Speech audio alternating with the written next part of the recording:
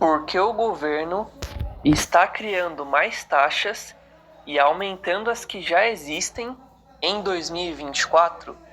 Assista o vídeo até o final.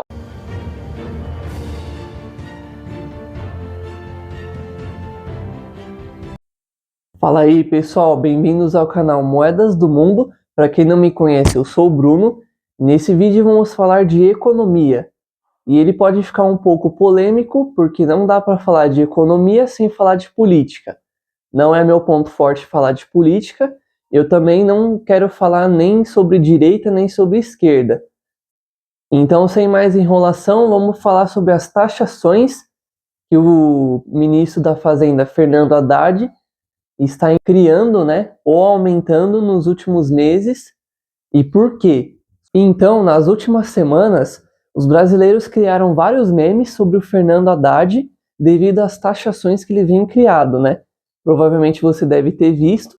E para quem não entendeu, eles fizeram a montagem do rosto do Fernando Haddad em algum personagem ou celebridade e criaram um nome zoando ele. Então vou mostrar alguns exemplos aqui rapidinho, que são esses, ó. A taxa é nossa, Zé do Taxão, Largados e Taxados Brasil, Taxarel e Taxa Humana. E tem muitos outros memes rolando aí na internet.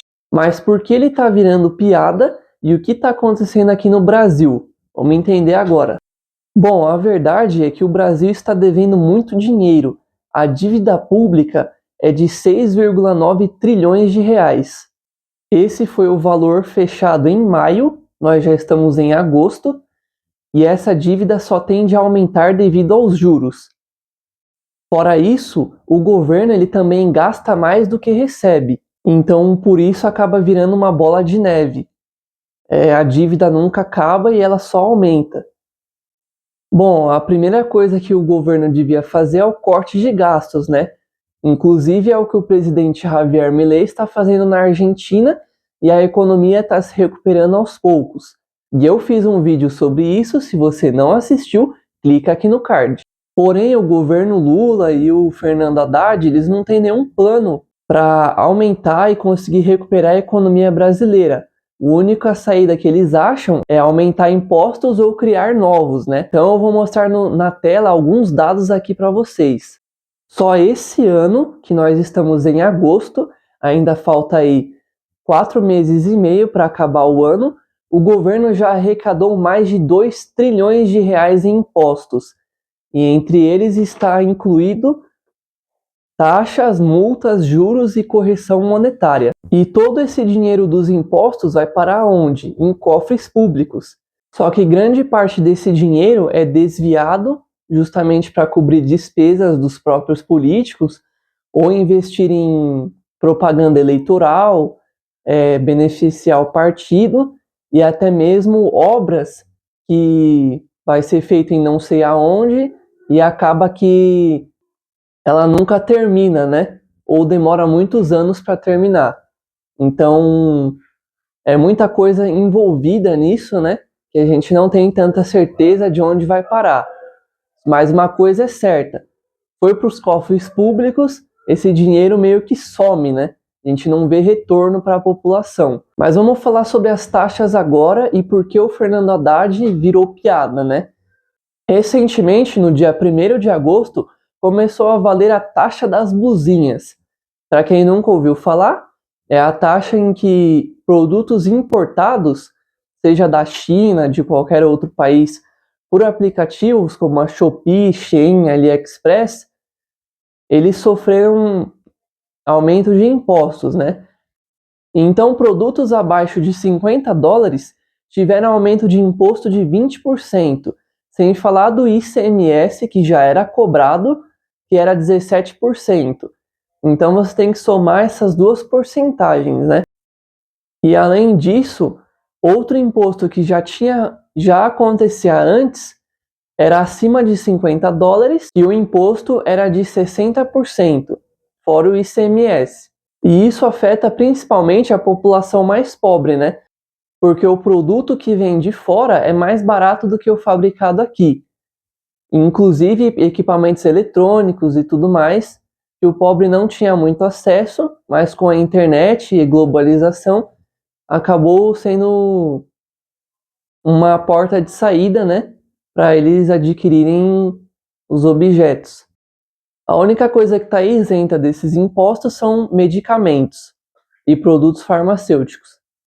Fora isso, ainda tivemos outras taxas em 2024. Se você não sabe, eu vou explicar aqui para vocês. Então, os motoristas de aplicativo Uber e 99 vão pagar uma alíquota de 5 a 26%. Taxas de herança de previdência privada com alíquota de 8%.